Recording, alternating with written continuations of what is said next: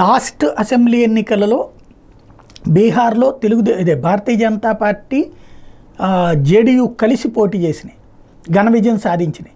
Parliament ఎన్నికల్లో ఘన విజయం, అసెంబ్లీలో కూడా కంటిన్యూ అయింది.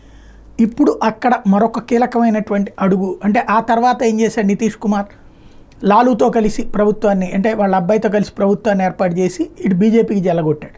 చివరిలో మళ్ళీ వెనక్కి వచ్చాడు. ఇప్పుడు దాని ఫలితం అక్కడ ఎట్లుంటుందో తెలియదు. అది ఒక ఎత్తు అయితే అక్కడ మరొక కీలకమైనటువంటి అడుగు అప్పట్లో ఎన్నికలప్పుడు మోడీ ఇచ్చిన హామీ ఒకసారి గుర్తుకు తెచ్చుకుంటే మన ఆంధ్రాలో కూడా పెద్ద ఎత్తున ప్రచారం జరిగింది.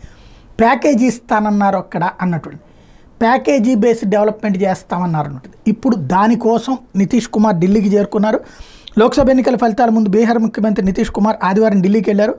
హస్తిన పర్యటనలో బీజేపీ అగ్రనాయకులు నితీష్ కలవనున్నట్టు జేడీయూ సీనియర్ నేత ఒకరు మీడియాకు చెప్పారు. కొంతకాలంగా రాష్ట్రానికి ప్రత్యేక హోదా లేదా ప్రత్యేక ప్యాకేజీని కేటాయించాలని కేంద్రాన్ని బీహార్ ప్రభుత్వం డిమాండ్ చేస్తోంది. జూన్ 10న ఆర్థిక సంఘం సభ్యులు బీహార్కి వెళ్లనున్న నేపథ్యంలో ఈ అంశాలపైన బీజేపీ పెద్దలతో నితీష్ మంత్రాలు జరపనున్నట్టు సమాచారం. అలాగే కేంద్ర నిధుల విషయంలో తమ వాటాను పెంచాలని కోరుతున్నట్టు తెలుస్తోంది. ఇప్పుడు బీహార్కి హోదా ఇచ్చి ఆంధ్రాకి ఇకపోతే కుదరదు. ఆంధ్రాకి ఇచ్చినట్టు ప్యాకేజీ బీహార్కి ఇస్తానంటే అది అంగీకరిస్తారా చూడాలి.